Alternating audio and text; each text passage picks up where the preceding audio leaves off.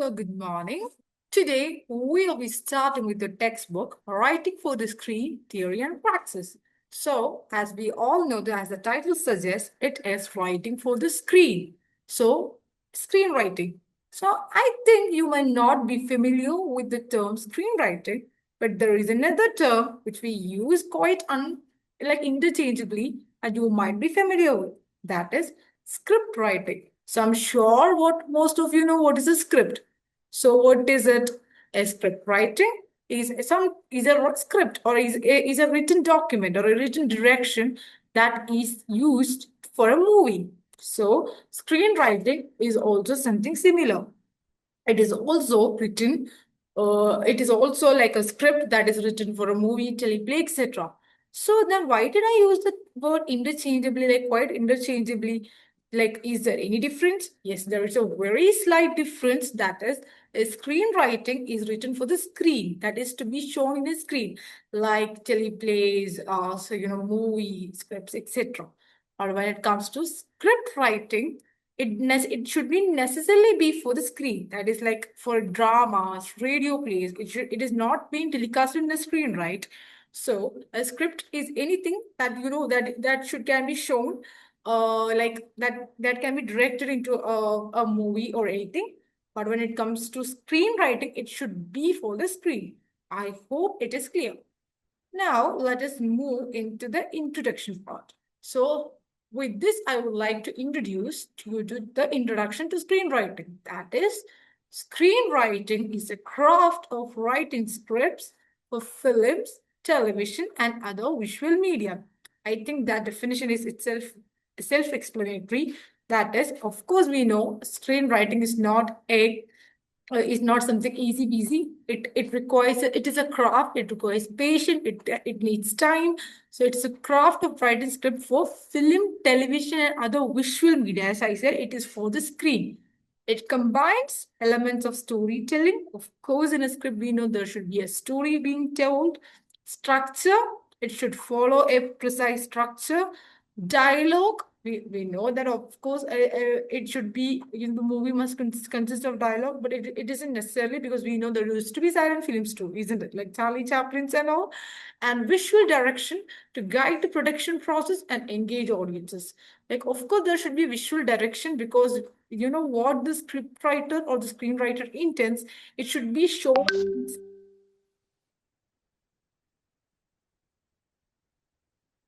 And we have the most important part, that is to engage audiences. Yes. So every movie has the intention that it must engage its audience.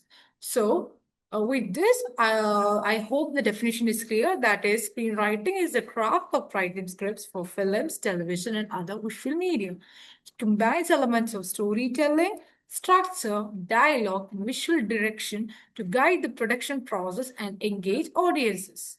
So with this, I will move on to the next subheading, that is the foundation of screenwriting. We all know that for anything, like for screenwriting or anything as that, there should be a strong foundation. So if in the foundation of screenwriting is not much different from the foundation of a story or a story writing, etc. That is, it must consist of a character. So we all know for a movie, for a movie or a book or anything, there should be characters.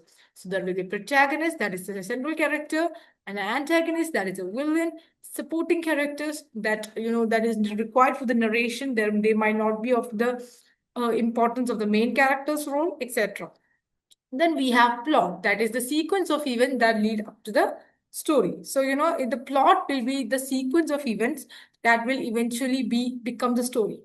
Then conflict, we all know that a conflict is the is a point in a film where there will be a central problem or a struggle, like the central problem or struggle around which the whole storyline revolves is the conflict.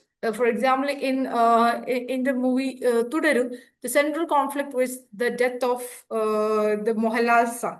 So, around that, and then the Hornbook killing theme all was implemented. So that was around which the whole movie revolved.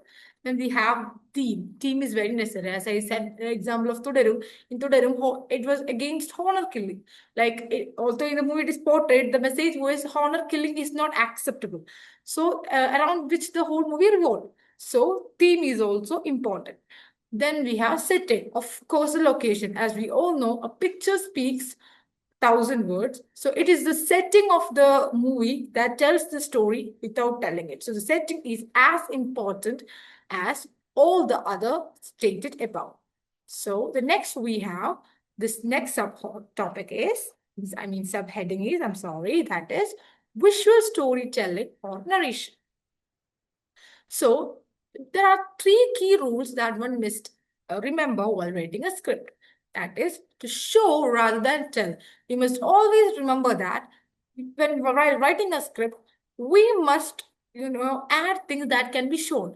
It is not meant to be read. It is not meant to be told. So, the practicality or how realistically we can portray is also a challenge when it comes to script writing. So always remember that one must be able to show the things they are going to tell. Then next we have describe action that can be seen and heard. That is very, very important. That is seen and heard. As I said, it is not meant to be read or it is not meant to be said. It is meant to be shown. So the whatever actions you're describing that should be able to be portrayed in a screen. That should be seen and heard. And use concise language to create vivid images. Images should be given importance rather than writing a long paragraph. Use precise, short language and a script must be able to generate many images. So that are the three key rules that one must consider while writing a script. Now we have the next subheading, that is the types of script. So we know there are mainly three kinds of script. There are many types of scripts actually, but I'll be focusing on the main three. The first is a spec script. It is defined as a screenplay written without commission, often to showcase the writer's talent.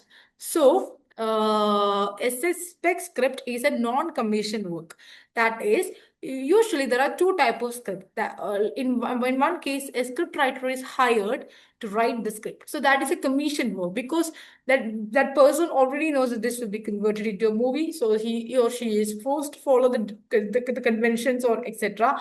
But in the case of a spec script, the screenwriter or the script writer does not have any such a sort of commission. Like after writing the script, he have to meet the people or he have to meet the directors, to produce or to produce this into a movie. So it is written without any commission, and it is usually written to showcase the writer's talent. So we can see the usually newcomers does not get a director beforehand. They only get it after the completion of the script, where they meet the directors, convey their script, and when the directors see the potential of the script, they usually agree and produce it as a movie or direct it as a movie. Then we have the next kind, that is the shooting script. I think that name itself is self-explanatory. A script that is meant to be shot. So it must include what all. It should include technical direction, of course. So when it comes to a script, the script itself is important, but it should also consist of the technicalities. Like there should be technical direction, camera angle, how the camera must be placed, and scene numbers, like how the scene placement is there. And then we have next is teleplay. Teleplay, as the name is explanatory, it is television plays. So the script for television, including sitcoms, dramas, or series, is a teleplay. So most of you would have a doubt what is the difference between a teleplay and a shooting script or a script written for a movie. So the difference is very simple. That is, in a teleplay, there should be two or three things that they should consider except extra when it comes to movie. That is, there should be a place for commercial breaks in case if it is being telecast on a television or for popular OTT platforms like Netflix, etc. It should be broken down into seasons and episodes. So that kind of break also should be there for a teleplay script. Okay, so I hope that is clear. And then we comes to the last subheading that we will be discussing today, that is abbreviations. So there are many common abbreviations we use in relation to the script. The first one is INT period. That is interior. So this is commonly used to show that a scene is happening inside the premise of a location, that is a coffee shop, park, etc. So we all know in a script, the place, the setting is very, very important. So, for instance, if we find an example like INT period coffee shop, it means that the scene is happening inside the coffee shop. So this is INT. It is simple and I hope it is clear. Then we have EXT period, that is exterior. So the opposite of INT, it is used to show that something is happening outside the premise. That is EXT period park. It means that the scene is happening outside the park. Then we have V period, O period, that is voiceover. Voiceover refers to that when, for example, the voice will be played, but the it won't be physically spoken. Like we can feel like in Malayalam we see ashariri and all. It is like we can the physical presence won't be there, but the voice is heard. It is usually used to show that characters feeling emotions, or when something out of the context is happening, we use voiceover. Then we have O period, S period, that is off screen. So off screen refers to when something that is physically present in the scene, but it is not shown in the screen. Like for example, in every scene we know one or two characters will be focused, but there will be other people or other characters that will be a part of the scene but won't be given the focus, so they are basically off the screen. So that is OS, that is off screen.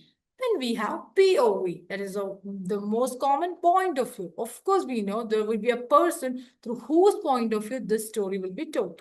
It can be a first person point of view or a third person point of view. It all depends on how the story is told and how the director or the script writer wants to portray the story.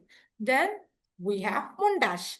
Montage is a sequence of shots or shots that are commonly unrelated. It's not necessarily like that, but most commonly they are unrelated. There might be no dialogues and all. So it is used to convey information quickly. Like for example, in passage of time, we can see they will show seasons, like summer will be shown, winter will be shown, autumn will be shown, and it will be shown in an order. So we get the feeling that okay, so much time has passed, or a character's development. An infant will be shown, then an adolescent will be shown, then a youth will be shown, then an adult will be shown. It also shows that the person has grown up. So these all are unrelated when we see by shots, but they convey the information quickly. This is a montage. Then we have some common abbreviations, the not limited to the one I have given in this when I have included in the PPT, but like commonly used are fade in or fade out. I'm sure if you edit a video, you know what is fade in. It is something it is as if it is like the thing is coming and fading in. Then we have fading out, then we have dissolved to, like two scenes we feel as if it is dissolving. These all are related to transitions. So the abbreviations are interior, exterior, voiceover, off screen, point of view, montage, fade in or out, dissolve to. I hope it is clear. And so thank you so much for listening to me, and please do contact me if you have any doubts or any queries. Thank you for your valuable time.